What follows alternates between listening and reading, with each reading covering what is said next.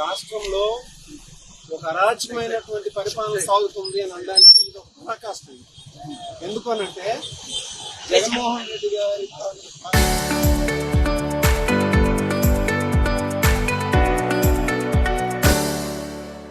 యాంత్రాలు కానీ జగన్మోహన్ రెడ్డి గారు జరగబోయే ఏ రకమైనటువంటి కార్యక్రమానికైనా జనాలు లక్షలాదిగా తరలిస్తున్నారు కాబట్టి దాన్ని అడ్డుకోవాలి.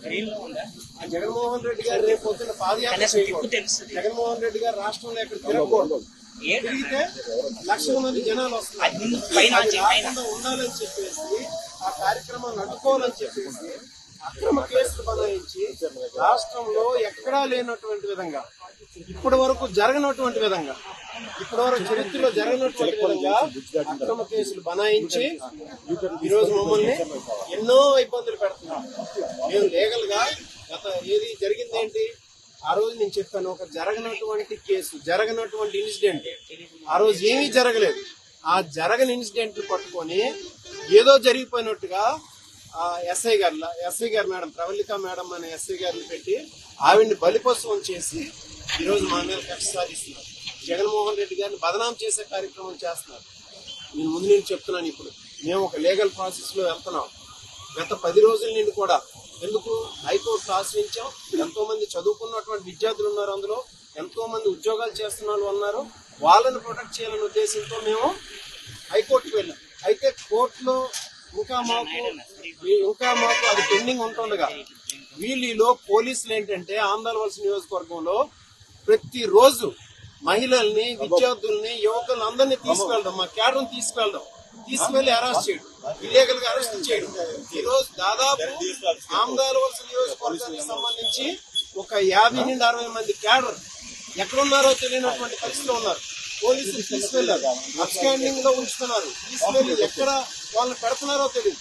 దాదాపు ఒక 50 నుండి 60 మంది క్యాడర్ ఈ రోజు ఆంధ్రవలస నియోజకవర్గానికి సంబంధించి వాళ్ళు ఎక్కడ ఉన్నారో తెలియనటువంటి పరిస్థితిలో ఉన్నారన్నమాట. అది ఈ రోజు అది తప్పక ఇంకేం చేస్తాం. క్యాడర్ అందరినీ ఇబ్బంది పెడుతుంది. పోలీసులు ఏంటంటే వాళ్ళ అరాచకం చేస్తారు. అందుకని చెప్పేసి ఈరోజు పోలీసుల దగ్గరికి వెళ్ళి లొంగిపోదాం అని చెప్పేసి వచ్చాం. డిఎస్పీ గారి ఆఫీస్కి ఆల్రెడీ ఇన్ఫార్మ్ చేసాం. డిఎస్పీ గారికి చెప్పాం వస్తున్నాం అని చెప్పేసి. మా జిల్లా పార్టీ అధ్యక్షులు, నెక్స్ట్ మా అబ్జర్వర్, వాళ్ళందరూ ఎమ్మెల్సీ గారు అందరూ ఉన్నారు. వాళ్ళ డిఎస్పీ గారి సమక్షంలో వెళ్ళి పోలీసులు లొంగిపోదాం అని వస్తే మధ్యలో చిలకపాలెం దగ్గర ఇలా ఆపుతున్నారు. ఒక్క విషయాన్ని అయితే మాత్రం గుర్తుపెట్టుకోలేదు. ఈ రోజు రాష్ట్రంలో ఒక అరాచకమైనటువంటి పరిపాలన సాగుతుంది. జగన్మోహన్ రెడ్డి గారిని ఎలాగైనా అడ్డుకోవాలి. ఆయనకున్నటువంటి ప్రజాభిమానం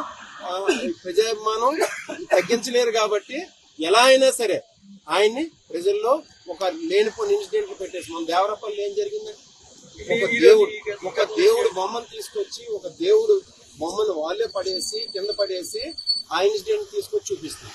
ఇక్కడ ఒక ప్రవళిక మేడం మీద ఏమీ చేయలేదు. మా ఆడపడిచాను, ఈ రోజుకి చెప్తున్నాను, మా ఆడపడిచాను ఆవిడ్ని బలిపశువం చేసి ఈరోజు మా మీద కక్ష సాధిస్తున్నారు. ఇదంతా జగన్మోహన్ రెడ్డి గారిని బదనాం చేసే ఆలోచన ఇదంతా.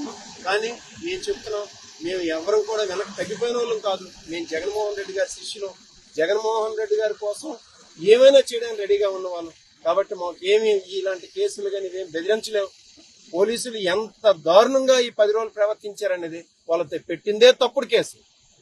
దాని మీద ప్రతిరోజు 15 మందిని 20 మందిని పిలవడం, పోలీస్ స్టేషన్ లో అరెస్ట్ చేయడం, లేడీస్ ని పిలవడం, మా కేడర్ తాలూకా ఎవరైనా ఉంటే వాళ్ళ తాలూకా ఇంటి దగ్గర ఉన్నటువంటి తల్లిదండ్రులని, వాళ్ళ అమ్మానాన్నని, లేకపోతే వాళ్ళ భార్యల్ని పిలిచి అరెస్ట్ చేయడం.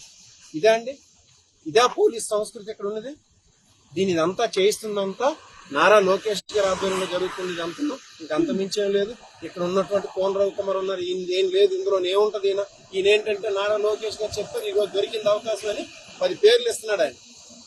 ఏది ఆంధ్రవలస నియోజకవర్గంలో ఉన్నటువంటి క్యాడర్ తాలూకు పేర్లు 10 ఇస్తున్నారు తప్పించి ఇంకోట్లేదు. ఆయన నేను ఎక్కడికి వెళ్ళలేదు. ఆంధ్రవలస నియోజకవర్గంలో నేను ఉన్నాను, ఇంకెక్కడికి వెళ్ళిపోలేదు. నేను ఇక్కడే ఉన్నాను. జస్ట్ ఒక లీగల్ ప్రాసెస్ ఫాలో అవుతున్నాను తప్పించి ఇంకోటి ఏం చేయలేదు. లీగల్ ప్రాసెస్ మాత్రమే చేయట్లేదు. ఇక్కడే ఉన్నాం.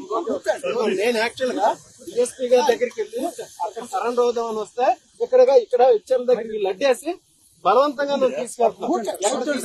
చూడండి, అది మీరే ఇప్పుడు ఎందుకంటే డిఎస్పీ గారు క్లియర్ చెప్పారు మేము వస్తున్నాం అని చెప్పేసి క్యాడర్ ఇబ్బంది పెడుతున్నారు, క్యాడర్ ఇబ్బంది పడకూడదని ఉద్దేశం